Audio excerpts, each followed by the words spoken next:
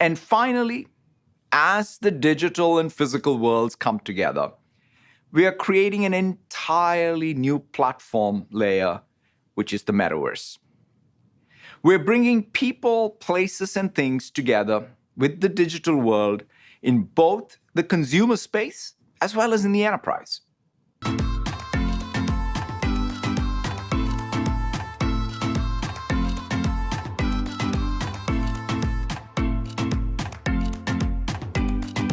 Take, for example, Dynamics 365 Connected Spaces, which we are announcing this morning.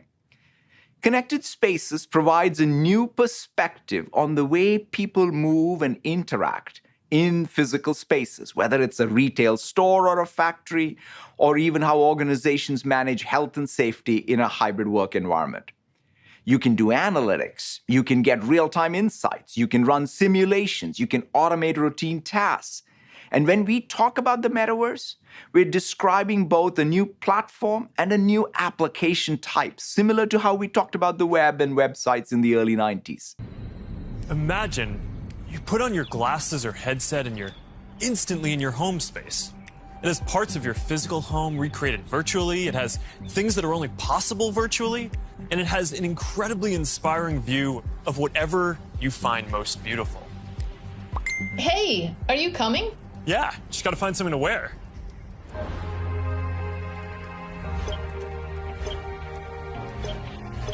All right, perfect.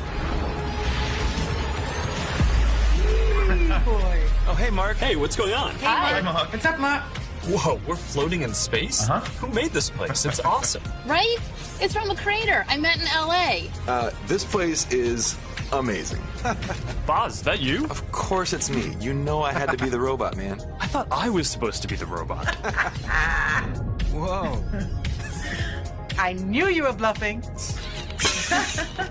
Hey, wait. Where is Naomi? Let's call her. Naomi. Hey, should we deal you in? Hey, sorry I'm running late, but you've got to see what we're checking out. There's an artist going around Soho hiding AR pieces for people to find. 3D street art? That's cool. Across the Microsoft Cloud, from Azure IoT to Azure Digital Twins to Connected Spaces and Microsoft Mesh, we're building the Metaverse intrinsics, the Metaverse platform for you to build upon.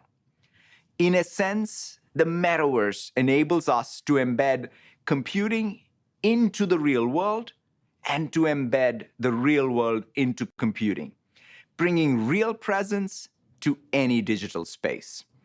For years, we've talked about creating this digital representation of the world, but now we actually have the opportunity to go into that world and participate in it. What's most important is that we are able to bring our humanity with us and choose how we want to experience this world and who we want to interact with. I can't overstate how much of a breakthrough this is. It's no longer just looking at a camera view of a factory floor. You can be on the floor. It's no longer just video conferencing with colleagues. You can be with them in the same room. It's no longer just playing a game with friends. You can be in the game with them. The feeling of presence. This is the defining quality of the metaverse. You're going to really feel like you're there with other people. You'll see their facial expressions, you'll see their body language, maybe figure out if they're actually holding a winning hand. All the subtle ways that we communicate that today's technology can't quite deliver. Next, there are avatars. And that's how we're going to represent ourselves in the metaverse. Avatars will be as common as profile pictures today, but instead of a static image, they're going to be living 3D representations of you. Your expressions, your gestures, that are going to make interactions much richer than anything that's possible online today. You'll probably have a photorealistic avatar for work, a stylized one for hanging out, and maybe even a fantasy one for gaming. You're going to have a wardrobe of virtual clothes for different occasions, designed by different creators and from different apps and experiences. Importantly, you should be able to bring your avatar and digital items across different apps and experiences in the metaverse. Features like grid views, together mode, and presenter mode in Teams mark the beginning of bringing 2D immersive experiences to collaboration. But human presence is the ultimate connection. When you and I can have a meeting where we are all present together without actually being physically present, that's the next big breakthrough. And we are approaching this thoughtfully because we have learned from similar transitions in the past. Mesh for Microsoft Teams will allow you to connect with presence and have a shared immersive experience directly in Teams. Let me now turn it over to Ellen Shook and Jason Warnke from Accenture to share how they plan to reimagine work with it. Thanks, Satya, and hi, everyone. It's great to be here. Thanks for having us, and welcome to Accenture's Nth Floor. At Accenture, we have over 624,000 people serving clients in 120 countries. And critical to our ability to work seamlessly together is Microsoft Teams. We have turned our focus away from spaces and places to creating what we call omni-connected experiences, where our people can participate, contribute, and feel like they belong regardless of where they're working. So it's been awesome to see Mesh for Microsoft Teams come together to enable those experiences. And as Satya said, it's so important to bring the human connection into our digital world.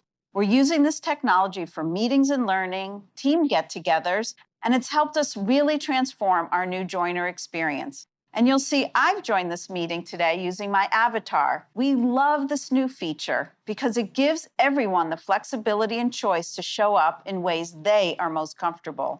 And for me, not having to be on camera all day has really helped with my energy and engagement.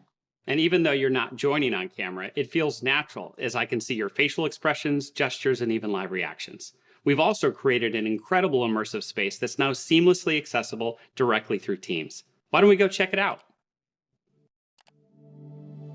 Here we are, Jason, and your avatar looks awesome. Something that I really like is how freely you can move around and have face-to-face conversations. That's exactly right. We've held more than 100 team gatherings in these immersive spaces where people can connect, learn, and collaborate because they're truly in the same place together. The solution has been a game changer for onboarding about 100,000 people a year. And like many organizations, onboarding has been remote for the past 18 months. So bringing our new hires into this immersive environment fosters immediate and deeper connections. It transcends physical boundaries and helps individuals experience a culture in a very personal way. Our new hires meet many more people and grow their professional network much faster. In IT, we're thrilled how easily we could unlock Mesh's capabilities through Teams. In fact, we're currently rolling it out on all of our computers and recently deployed 60,000 VR headsets.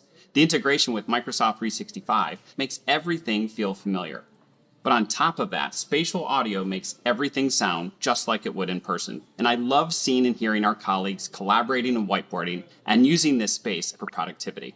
This doesn't just feel real, it is real. It's been exciting to see an idea become a reality in such a short time, enabling presence and connection that transcends location, keeps our culture vibrant wherever we're working, and levels the playing field to create equal and inclusive experiences.